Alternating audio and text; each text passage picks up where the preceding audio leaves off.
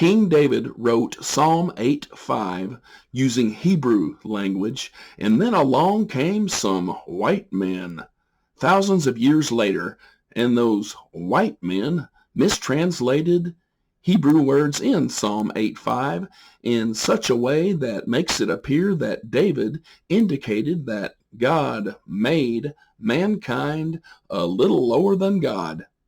But we know that mankind is far below God, not just a little lower than God. So let's meditate on Hebrew words in Psalm 8:5. But first, be aware that Psalm 8:5 in Young's literal translation correctly says that God caused mankind to lack a little from God, whereas Psalm 8:5 in several English Bibles erroneously says that God made mankind a little lower than God. Lacking little from God is one thing. Being made a little lower than God would be an entirely different scenario. As you will see, David used Hebrew words to indicate that God caused mankind to lack little from God. Indeed, God has given us so very much. And David actually wrote that his cup runneth over. Truly, we lack little from God, just like David wrote in Psalm 8:5. In Psalm 8:5 in Young's literal translation, the four English words causest him to lack were translated from the Hebrew verb haser, Strong's 2637, and haser, which does mean to lack, also appears in Deuteronomy 2:7. These 40 years the Lord your God has been with you. You have lacked nothing. The English word lacked was translated from haser. Haser does not mean to make, create, as in mistranslations in Psalm 8:5 in some English Bibles. Now read Nehemiah 9:21. 40 years you sustained them in the wilderness, and they lacked nothing. Again, the English verb lacked is the appropriate translation of the Hebrew verb haser. As you can see, the English word made, in the sense of create, does not belong in Psalm 8:5 in English Bibles. Psalm 8:5 never said that God created mankind a little lower than God. Now, does the English phrase a little lower than belong in Psalm 8:5 in English Bibles? That phrase, a little lower than, which appears in some English Bibles, is partly a mistranslation of the Hebrew word ma'at, Strong's 4592, which actually does mean littleness or fewness. Genesis 18:4, Genesis 24:17, and Genesis 24:43 reference little water, and little was translated from ma'at. That water was not a little lower water. It was little, a small amount. Ma'at in Psalm 8:5 does not mean a little lower. It means little. God caused mankind to lack little from God. In 1 Samuel 14:29, Jonathan said, I tasted a little of this honey, and the English word little was translated from ma'at. That honey was not a little lower kind of honey.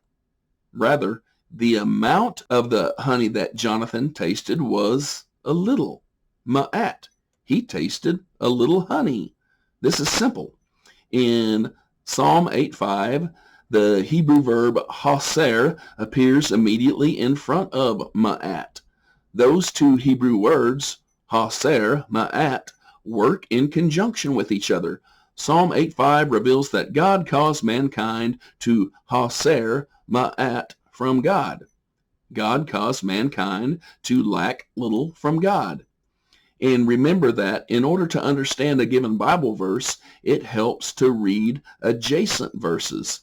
And read Psalm 8:4 before you read Psalm 8:5. Psalm 8:4, what is mankind that you are mindful of them? Human beings that you care for them. And then Psalm 8:5 says that God caused mankind to lack little from God. The actual meaning of Psalm 8:5 is relevant, coherent to the contexts of Psalm 8:4. So here we are. Psalm 8:5 in many English Bibles has some English words that are mistranslations of Hebrew words, and false doctrines can be technically supported by those mistranslations. First of all, be aware that the English word God in Psalm 8:5 is the appropriate translation of the grammatically plural Hebrew word Elohim, Strong's 430. So, when a false teacher reads Psalm 8:5 in an English Bible that contains mistranslations, English words that constitute a claim that mankind was made a little lower than God, Elohim, that false teacher can falsely claim that the grammatically plural Hebrew word Elohim in Psalm 8:5 necessarily references some Elohim other than the Lord God. The logic being that since mankind is far below God, not just a little lower than God, then that must mean that Psalm 8:5 references Elohim, gods other than the living God. The aforementioned false teacher would be craftily employing mistranslations of Hebrew words in Psalm 8:5 to technically support his false claim that the Hebrew word Elohim in Psalm 8:5 references some Elohim, gods other than the Lord God. And guess what one such false claim is? The false claim that the grammatically plural Hebrew word Elohim in Psalm 8:5 references many divine gods of a divine council. Divine council theory is a false doctrine that thrives on mistranslations in Psalm 8:5 in some English Bibles. Another point is that when Psalm 8:5 is discussed, Hebrews 2:7 also gets discussed. Hebrews 2:7 reveals that God made mankind a little lower than the angels. Notice that Hebrews 2:7 says a little lower than angels, not a little lower than God. Consequently, Hebrews 2:7 proves that the writer of the book of Hebrews was quoting Psalm 8:5 in the Septuagint. Psalm 8:5 in the Septuagint, thou madest him a little less than angels. Thou hast crowned him with glory and honor. Hebrews 2:7, you made him a little lower than the angels. You crowned him with glory and honor. The prophet who wrote the book of Hebrews was willing to quote Psalm 8:5 in the Septuagint, which references angels rather than God, as in Psalm 8:5 in the Leningrad Codex. This video does not contain an extensive discussion of the Greek word elatao, Strong's 1642, which means to make less in rank rather than to create lower than. But be aware that elatao appears in Genesis 2:7 and Genesis 2:9.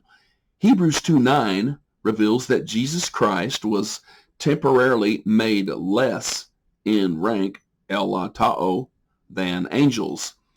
Jesus Christ was not created lower than angels. Rather, Jesus was temporarily made less in rank, elatao, than angels. And Hebrews 2:7 says that mankind was made less in rank, Ela Ta'o, than angels.